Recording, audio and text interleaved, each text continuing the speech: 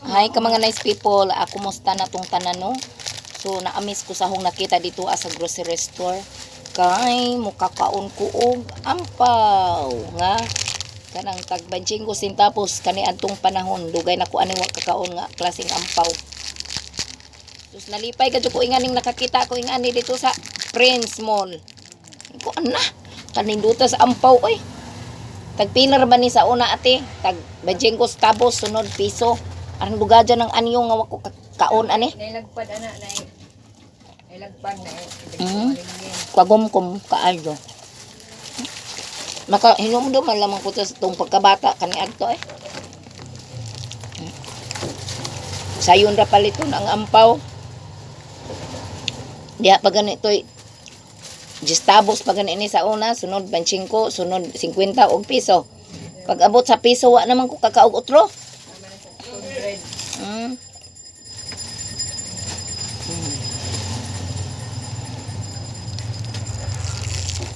Mga unta ka mga newspaper og ampaw. Sosyal na ang ampaw ngayon. Wa kay bawog mga bata unsay ampaw. Kato ng ampaw ra sa Cebu mao ma ilahan nila nga arapong gahiya inig-ingket.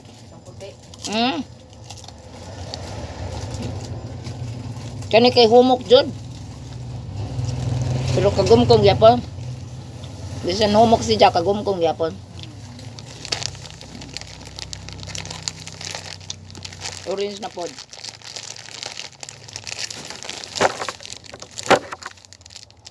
Orange na pod ang ablihan.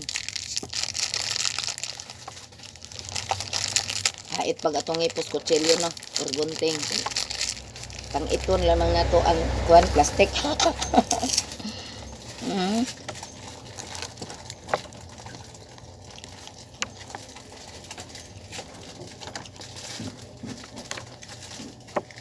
Way init bakita na to pero alingiing. Init gyapon gawas bisag wa tay makita nga aglaw. Ilan jud nga summer.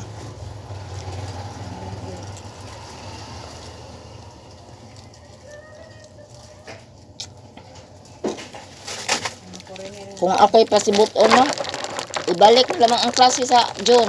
Kaya ang mga bata ma-enjoy sa summer. Ang atong mga tradisyonal nga buhaton sa summer.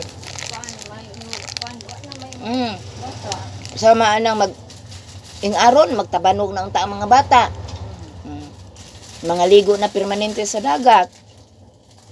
Ang nagkamayo pod magsugod nag Flores de Mayo sa mga Katolikan hong pagtuo. Nga ang mga pagtudlo sa kuan katikisem. Nga ma-enjoy ang bata ing anak kay kada hapon makakaog snack. Kay magdaong mga bulak ihalad sa birhen. Aligre pa jud kay bisag asa na lang ang mga bata magkuan mangitag karatutsi, santan. Mahurot ang bulak sa siningan. Ngunit maunay atong mamis kung magpadayon ang klase sa kanang kuan kanang Agosto magsugod. Pero ang kuan kanang mag-start sa June. Mag-enjoy ang mga bata kay muinit man gud lang Abril ug Mayo. Tagsaon ra man gud nga mahitabo lang bagyo ng Abril. Wa man po ko kadungog nga naay bagyong Mayo. Pero tanaw karon ang mga bata daghang mamiss nga mga activity. Nga kanang mga family reunion kay kuan sa pista. Ang kamayo sa mga Katolikan hong mga pagtuo. Ang Mayo daghang pista. Wa na. Mag-adjust na pud ta ani. Kusog di ko diri ang nagbagut-but ha. Nagpagawa ako sa kong gibati. Wala ba ko wala ba ko nang ani Ate Helen na nangagda sa akong ampaw nga bula-bula nga kay circle man. Pila na ba yung nakaon? Tulo na? So, sige, kung magot mo alit. Ate Helen, no? Kaon ta. Ugom-ugomay lamang.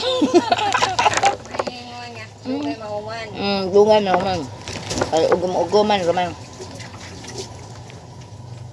Ang gahapong kilay, nagbaga. Palit ko bagong pangkilay. Ay, ba ito ang bagong pangkilay? Okay, magka mga nice people. Ayun na huling akong mga kakilayan. Kaya po naman itom ang pikas nyo, ang itom nipis. Okay, bye-bye. See you on my next vlog. Bye-bye.